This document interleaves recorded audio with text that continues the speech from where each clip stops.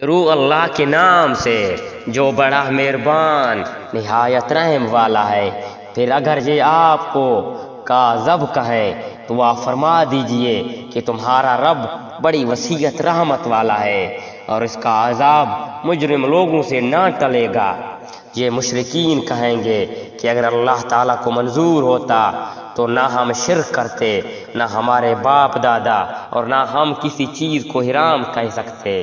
اسی طرح جو لوگ ان سے پہلے ہو چکے ہیں انہوں نے بھی تکذیب کی تھی، یہاں تک کہ انہوں نے ہمارے عذاب کا مزہ چکھا۔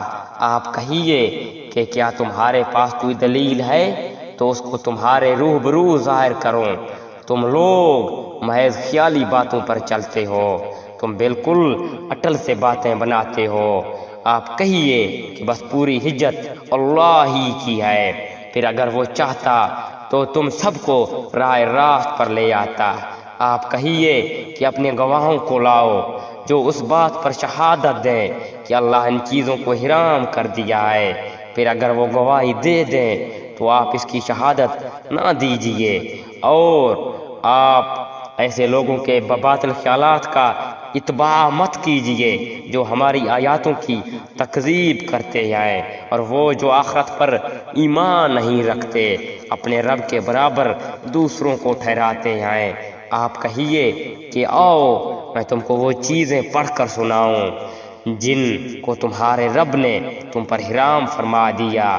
وہ یہ ہیں کہ اللہ کے ساتھ کسی کو شریک مت ٹھہراؤ، اور ماں باپ کے ساتھ احسان کرو، اور اپنی اولاد کو افعاص کے سبب قتل مت کرو۔